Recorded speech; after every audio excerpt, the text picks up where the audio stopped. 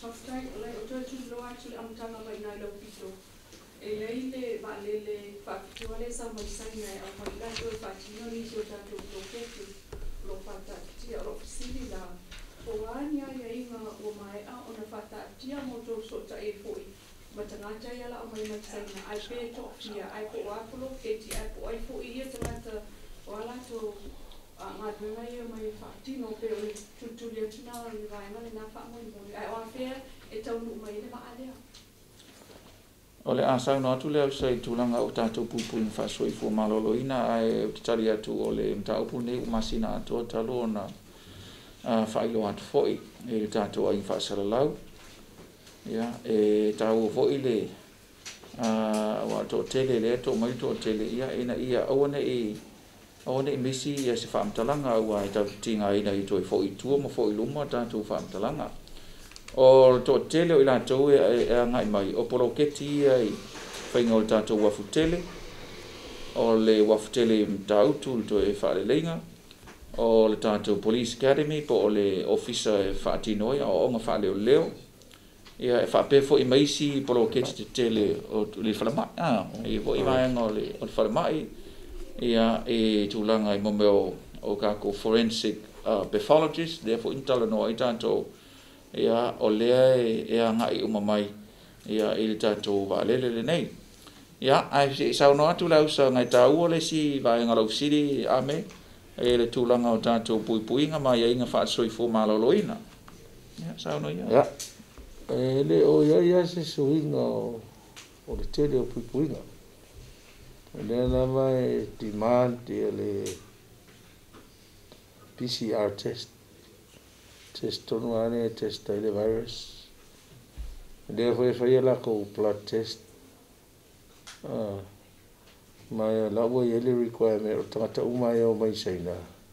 o tau na vaccine o tele la pasa se umane o le wa fa o mai most have completed the vaccination SAINA o mai ana evo ke request e fai per ia la ko test ia mai legitimate copies of la ko vaccine o complete ia ma fa la ko blood serology test ko reconfirm mai o la wo immune i le vaccine ia la ko pui e quarantine foi pa ka mo mai. That's the extra precaution e re ku fa ka si foi da ma tangata ia mai isi vale e wa re ngat powder le flight la ka mo mai fai mo ma singa mai foi diska ko flight le so mai si e te le tangata sa mo mai America ma ni sio la to se me la ngero o ia i level na fatali to fia foi me ta to ole tu langa na re Aftai, ole ele mai a mai se pia tani ro fisili to e pa manatu atu pe to fia o mai se la uono sfulu lima o mai e pe o ye nisi o mai e sa o ta o mai o la so ripotina mai sa fia le covid sai ora fai o pansese se la uono sul lima tau no mai la so lo sfulu ivo Aperila sa ro ye pula mai e se si na fir covid sai o isi SAINA le yo SAINA nga ku ni au polo kai yo isto nga ta na watu ne ya ta to ya au te lo a to masina po ru masina talu na fai la ko vaccines ora wa mai de kopi ya yo lisi mai ma so fai vaccine ya le mo ki va ai se ne wo fa nga ngi te le la no fai me o pise passport o vaccination passport lo fai esi ku feo ai ya ne no ma go ya au mai se copy verify le mai po fa manaomia o le foi la ma ro si ma ko soka inga ma le official SAINA le ni and I can guarantee le foi ma ko fongo ngi kaya fa ma singa o mo me ma le fai pe fully vaccinated fai per precaution we quarantine Ia na o willing ala ko e lo ke mito manga cost la ko quarantine. Ia penga sa ngo anga fi o leo mai ma the team of forensic pathologists. Neo mainga leo mai fa ko me o level aso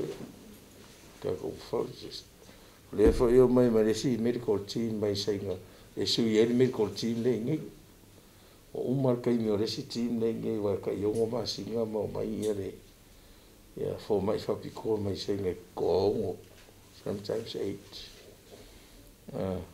Ya nga polo kai mi ya le la ko fo ya ko ya wa mai e fo I da va ngore. Ele pe panalo fa no tu saini fa ele tu. O fa ku mana I lu ngol pe panale saini. Apa si da prete ra ko le fa pu ki le saini. La ya fa mala manga uma me uma. E que ler pepa e que feitau mala mai ai dai mo a não faça la cua